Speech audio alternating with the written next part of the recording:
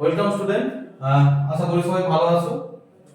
আমাদের আপকামিং যে পরীক্ষাগুলো আছে তার মধ্যে গুরুত্বপূর্ণ পরীক্ষা কি আছে? আমাদের ডব্লিউবিসিএস এর পরীক্ষা বা এছাড়াও গ্রুপ সি গ্রুপ ডি যে পরীক্ষাগুলো আছে সেগুলো, এবং সর্বোপরি ইতিহাসের খুব গুরুত্বপূর্ণ একটা চ্যাপ্টার।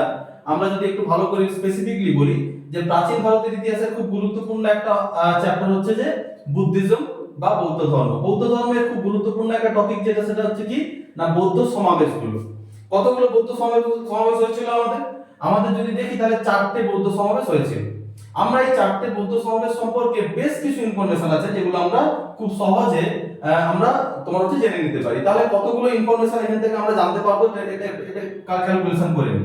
ধরো সময়কাল, সময়কাল মানে প্রথম, দ্বিতীয়, তৃতীয়, চতুর্থ 4টে বৌদ্ধ সমাবেশের কোন সময় হয়েছিল সেটা আমাদের জানা জরুরি, একদম জানতে হবে। এরপরে রয়েছিল কি না কোন রাজার সময় হয়েছিল সেটা জানতে হবে। সেখানে আমরা প্রথম, দ্বিতীয়, তৃতীয়, চতুর্থ প্রত্যেকটা ক্ষেত্রে জানবো। একই রকম ভাবে আমি যদি বলি আমাদের স্থান কোন জায়গাতে হয়েছিল সে সম্পর্কিত আমাদের তথ্য আমাদের রাখতে হবে কাছে। এবং রয়েছে কি সভাপতি, মানে ওই পার্টিকুলার কোনো একটা বৌদ্ধ সমাবেশ বা বুদ্ধিস্ট অ্যাসেম্বলিতে কে আমাদের সভাপতি ছিলেন বা কে সহসভাপতি ছিলেন সেটা আমাদের জানতে হবে। তাহলে সবার প্রথমে একটা ছক করে আমরা এই 16টা ইনফরমেশন 4x4 করলে 16টা ইনফরমেশন খুব সহজে আমরা জেনে নিতে পারি। সবার প্রথমে আসি সময়কাল, অর্থাৎ কোন সময়ে আমাদের বৌদ্ধ সমাবেশটি হয়েছিল সেটা আমাদের জানতে হবে।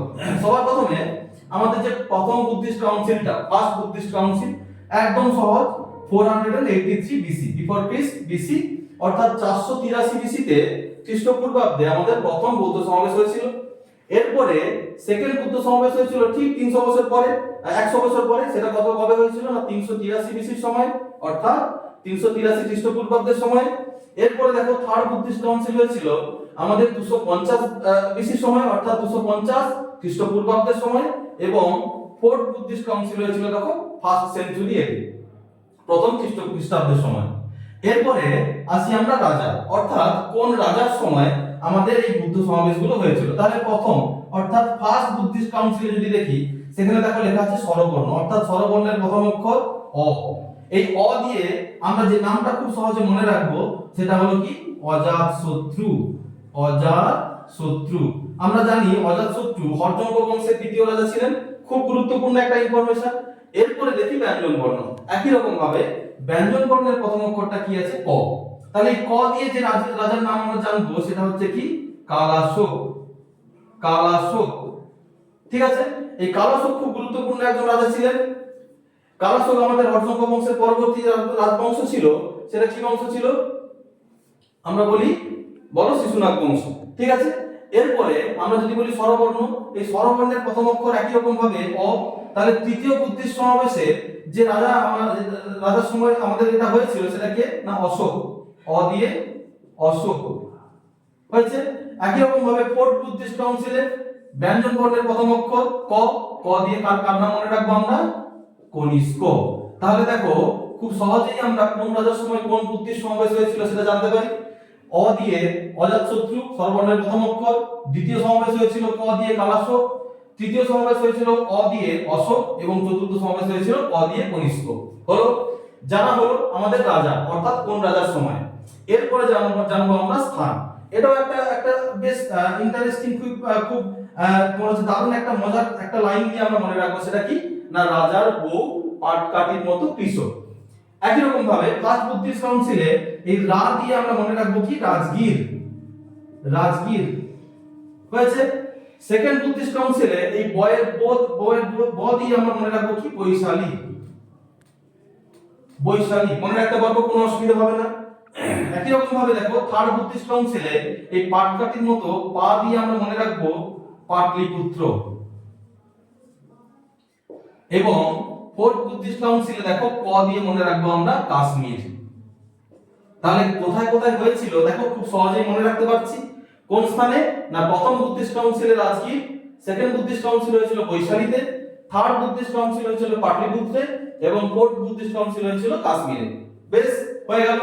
এরপরে দেখো সভাপতি, অর্থাৎ কোন একটি নির্দিষ্ট সমাবেশে কে সভাপতি ছিলেন সেটা আমাদের জানতে হবে। আরো একটি মজার লাইন আছে, সেই লাইন দিয়ে কি না মহাসভায় তীব্র বচসা অশ্ব নিয়ে। তাহলে মহাসভায় মহা দিয়ে আমরা মনে রাখবো মহাকাশ্য। মহাকাশ্য সভার স দিয়ে মনে রাখবো সভাকামী, তয়ের ত দিয়ে মনে রাখবো তিস্য, আর বচসার ব দিয়ে মনে রাখবো বসুমিত্র, এবং আরো একজনের নাম এখানে মনে রাখবো অ দিয়ে অশ্বঘোষ। অশ্বঘোষ। তাহলে আমি যদি পরপর দেখি, প্রথম বুদ্ধিস্ট কাউন্সিলে মহা দিয়ে মহাকাশ্যপ, অর্থাৎ যিনি সভাপতি ছিলেন প্রথম বুদ্ধিস্ট কাউন্সিলে, তার নাম কি ছিল? মহাকাশ্যপ। দ্বিতীয় বুদ্ধিস্ট কাউন্সিলে স দিয়ে সভাকামী, তিনি ছিলেন প্রেসিডেন্ট।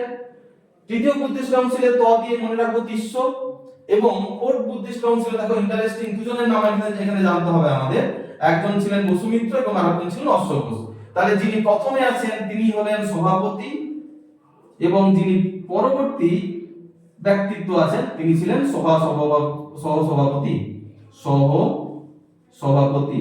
তাহলে দেখো কত সহজে আমরা এই 16টা ইনফরমেশন একটা ছকের মাধ্যমে মনে রাখতে পারছি। শুধুমাত্র জানতে হবে কি তিনটে লাইন, স্বরবর্ণ ব্যঞ্জন বর্ণ, স্বরবর্ণ ব্যঞ্জন বর্ণ, স্থানের ক্ষেত্রে রাজার বউ পাটকাঠির মতো কৃষক, এবং সভাপতির ক্ষেত্রে জানে মনে রাখবো কি না মহাসভায় তীব্র বচসা অশ্ব নিয়ে। তাহলে এইভাবে খুব গুরুত্বপূর্ণ ইনফরমেশন গুলো কিন্তু আমরা কালেক্ট করতে পারি। এতদূর পর্যন্ত আমরা এই ইনফরমেশন গুলো মনে রাখবো।